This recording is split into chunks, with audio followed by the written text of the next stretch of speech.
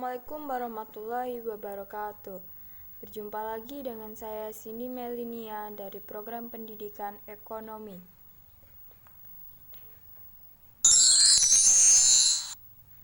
Baiklah, kali ini saya akan membahas materi tentang pengaruh perubahan dan interaksi keruangan terhadap kehidupan di negara-negara ASEAN.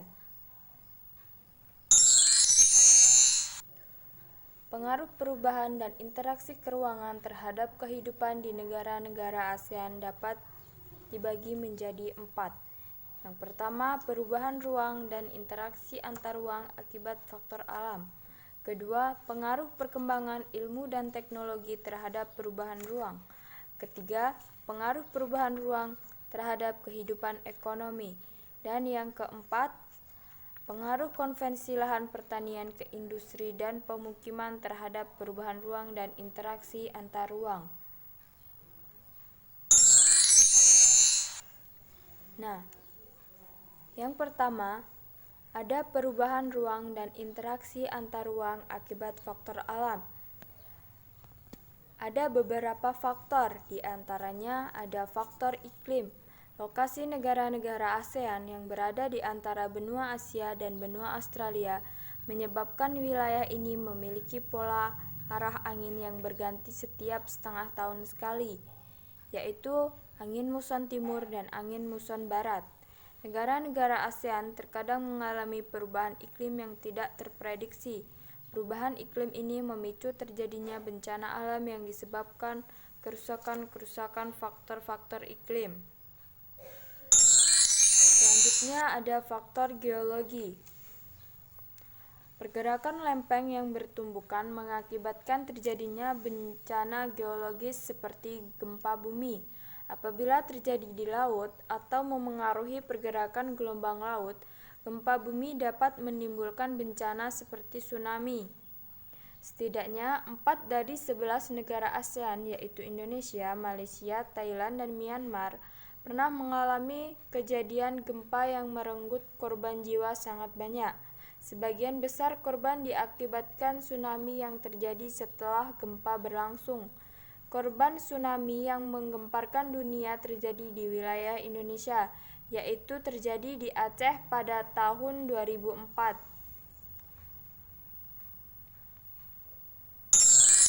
Selanjutnya ada faktor ketersediaan sumber daya alam.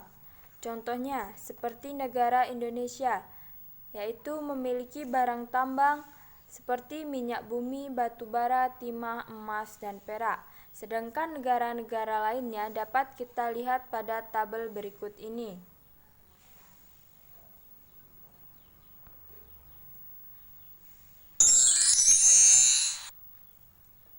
Dari tabel di atas, sumber daya alam tidak hanya berupa barang tambang.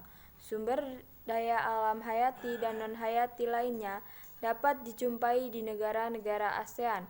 Hutan dan laut merupakan contoh lain sumber daya alam yang hampir dimiliki semua negara ASEAN. Hutan, laut, dan barang tambang merupakan sumber daya alam yang banyak dieksplorasi untuk menunjang kehidupan setiap negara. Indonesia memiliki hutan paling luas di antara negara yang lain. Tidak semua sumber daya yang diperlukan suatu negara tersedia di negara tersebut. Oleh karena itu, untuk memenuhi kebutuhannya, negara-negara anggota ASEAN melakukan pertukaran sumber daya alam dalam kegiatan jual beli.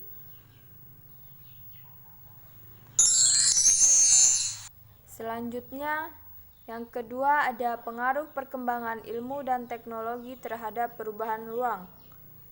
Di antaranya ada teknologi transportasi. Adanya perkembangan teknologi transportasi membawa perubahan aktivitas manusia yang berakibat terhadap tata kehidupan. Contohnya, jumlah orang Indonesia yang pergi ke Malaysia atau Singapura atau sebaliknya semakin meningkat setiap tahunnya. Oleh karena itu, pesawat bukan lagi menjadi alat transportasi yang mahal.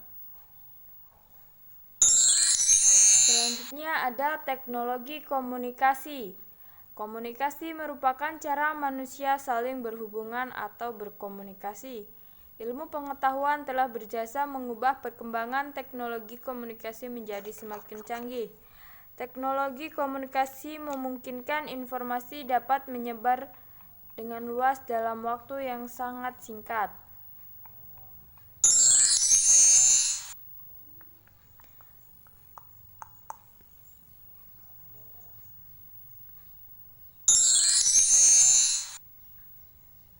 Yang ketiga, ada pengaruh perubahan ruang terhadap kehidupan ekonomi. Negara-negara ASEAN mulai menerapkan AFTA atau ASEAN Free Trade Area dalam kehidupan internasionalnya. Secara ekonomis, pemberlakuan AFTA akan menjadikan kehidupan ekonomis lebih meluas.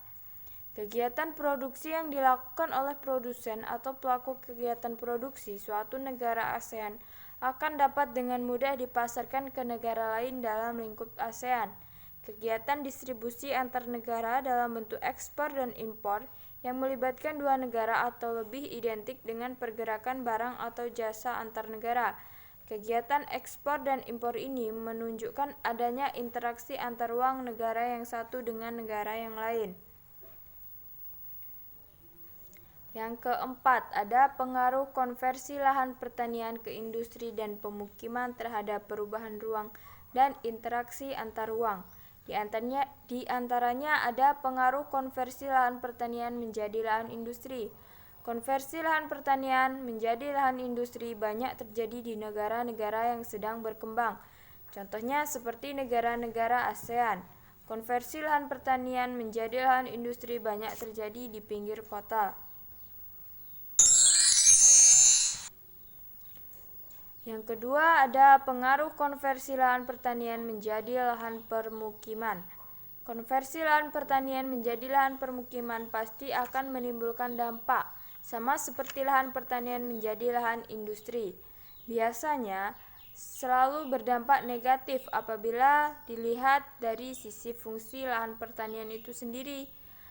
Adapun dampak negatifnya di antaranya yaitu luas lahan pertanian semakin berkurang sehingga produktivitas pangan semakin kecil.